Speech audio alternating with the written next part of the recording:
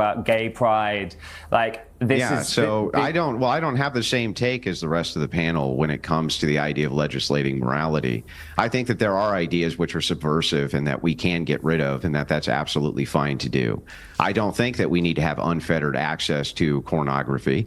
I don't think that we need to have unfettered access to children being introduced to this type of sexuality so young. I don't think that that's necessary at all. I don't think it's an impingement on free speech at all. Andrew Wilson went on Piers Morgan Uncensored and absolutely annihilated a couple of woke boys, as Andrew Wilson normally does when he goes on Piers Morgan's show. But this one was just honestly special and so bad that it did leave Piers Morgan pretty stunned, pretty shocked, and obviously leaving the woke soy boys shocked here. Let's get this clip here where Andrew Wilson absolutely annihilates an entire panel of woke idiots here live on Piers Morgan Uncensored. Let's check it out.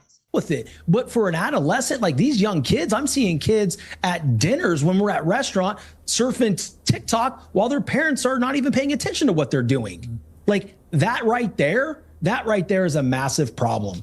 And if we don't, as a society, get a hold of that, then this will never end. There will be more series like Adolescence that hit even harder because we're witnessing it in our own lives. Yeah, I mean, Andrew, you seem to be in agreement with some of that. Yeah, it's poison. There's no doubt. It re-scrambles children's brains, and it's very difficult to monitor. Even if you have parental controls, they can find ways around it. At school, they have peers who will assist them in getting around it. You have to monitor it really well. Smartphone technology for my own kids, it was kind of new. I wish that I, in retrospect, had done more guarding against that myself. You don't know the dangers of that technology until children get a hold of it, and then you're left scrambling going, oh man, I wish I had known that this was going on or that was going on, but you have no idea. Now, though, we have a little bit of retrospect, and we know that it's an appropriate thing to do to guide against this type of technology because, yeah, he's absolutely right. It does create all sorts of problems for kids. I'm not sure that gets to the heart of the masculinity and feminine issue, but I totally agree with him that we should be safeguarding our children against this technology. It does seem to be very bad for them. And James, there is pretty well unfettered pornography on the internet available to young men and women, obviously, but men are watching a lot of often quite violent, degrading sexual scenes in these porn clips they're seeing online. None of that can help in the way an impression. Yeah, look, it's no doubt that's detrimental to society, but especially detrimental to younger, children's minds as they develop. What's crazy is that this is the topic of this, and I don't pre-watch the clips, but I mean, this is the topic, and that people are going to hardcore disagree with Andrew Wilson's take that this stuff is bad, that, this stuff isn't that bad for children or bad people in general. It's no doubt detrimental to society as we've seen it. There's just no arguing that this stuff is detrimental to society as a whole. I don't know anyone could argue that, possibly. Mind goes about trying to forge a real relationship with an actual woman. Well, I think it's important not to say young male mind. It's any person's mind, right? Like, I don't think we should victimize men. I can't believe Andrew's agreeing with me. But yeah, it's awful. I mean, I genuinely don't think people should have phones until they're 16. They certainly shouldn't have social Well, Australia's done that, and I'm not against it. Yeah. The smartphone ban till 16. I mean, it's terrifying. Why not? You can't go on air, on TV, and say whatever you want. Like, I know you're pretending that you're uncensored, but you couldn't sit here and say literally whatever you want. That's okay. Well, not really, Piers, because if you said something that incited hatred or racism or a terror attack, I wouldn't want to say be arrested. I wouldn't but online, why would I want to incite a terror attack? I'm not saying that you want to. I'm just trying to make a point. Online, you're saying I can't say what I want. Online, I do not want to incite a terror attack. No, but if you did, I'm allowed. Just to be, you're raising an interesting point about censorship. Yeah, we're uncensored because I would not want. I don't say anything I don't want to say. Right. So when you say I'm censoring, I'm actually self-censoring. I'm not.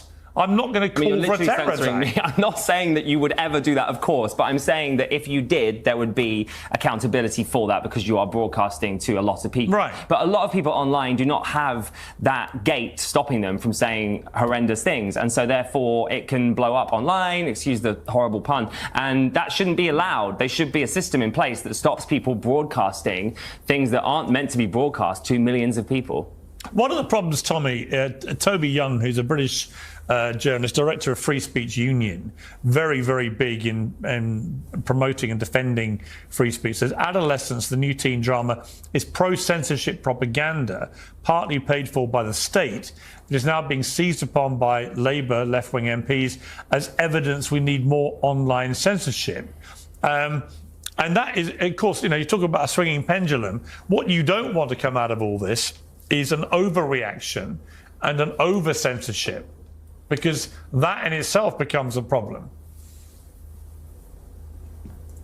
Yeah, 100%. And I agree with Sean on this point, too. I think parenting has more to do with this than any of us really, can even understand. I mean, many, I'm sure, in this panel can. But parenting is, to me, the end-all, be-all of all of this. I mean, you can watch horrible things online. You can listen to people say horrible things. But if you've got a good foundation with good parents at home, hopefully two, that provides you with a lot of guidance and support to navigate these things. And it doesn't really, scramble your mind in the way that those that are not blessed with a two-parent household may be impacted by it. I don't believe that censorship is ever the answer. I believe that more speech is the answer to speech that you don't like. And as much as I don't like certain people online and what they say, whether they're the Tate brothers or whoever else, I believe that they should have the right and the ability to say it. And then people like us should have the right and ability to respond to it. I think that's the healthiest way to come to a great consensus, or at least a public square where we can all debate ideas with dialogue and conversation.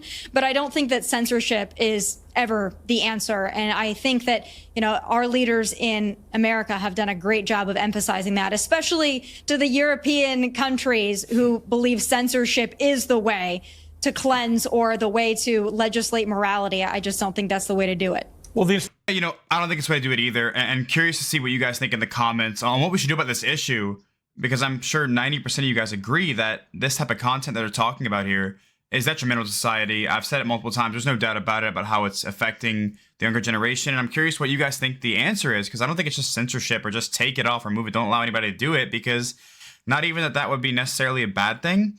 But anytime you do that, it's just going to create a black market effect surrounding this topic. And that things are going to get even worse. And there's more vile, I hate to say it, but I don't know if I'm allowed to, but it's going to be more children involved. God forbid. And you don't want that to happen.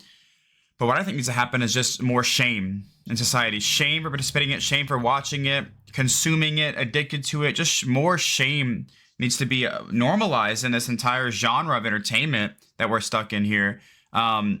It really just needs to be a shame thing.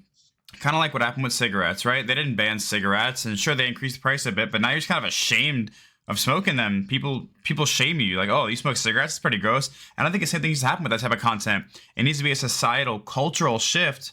And right now it's shifting, sure, but it's positively, I would say, like in an accepting way. Like, oh, you watch this stuff, that's fine. Haha, you're addicted to it. Oh, you make a type of content, that's awesome. How much money are you making from that? That's great. That's a business. It's just, it really needs to be shamed more. And I know people are going to say, oh, shamed all the time on social media. Well, it's not shamed enough, obviously. If, I actually looked at the numbers for this, and it's like something like 2.2 million women are currently on OnlyFans creating, active content creators on OnlyFans. That's a lot of fucking women. I mean, come on. That's a problem. It's not being shamed enough, clearly. Let's get back into the video. Action, certainly in the UK, for a long time now, many years, has been to censor and to ban and prohibit and so on.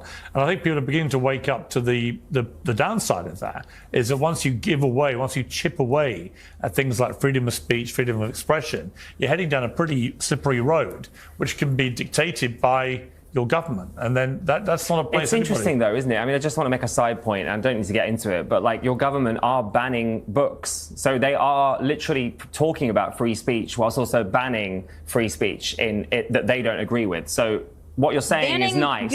Look, they're not banning books, dumbass. They're not banning books. Who is banning books? Like, what? It's just so funny they play these mental gymnastic games of like, your government is banning books. No, they're not banning books, dude. Like, are you insane? That's like saying that they're banning guns because they don't allow guns to be brought into elementary schools. No, they're not banning fucking guns, bro. They're not letting, Tommy Loren just said, I can't say it again, but you heard what she said. They're not letting those types of books into schools. That's not banning books. Like that, why are we playing dumb? Why are we jumping over the topic? Can't understand basic common sense. Just because you don't allow guns in elementary schools doesn't mean that guns are banned in the United States. That's not how it works.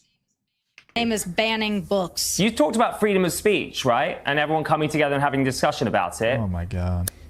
But that's not what's happening. Yeah, Yeah. but Putting we're talking graphic about in the gay home, porn not in into school. children's libraries is a little different. I mean, no James. one should be putting porn into a children's library. I think we all agree on that.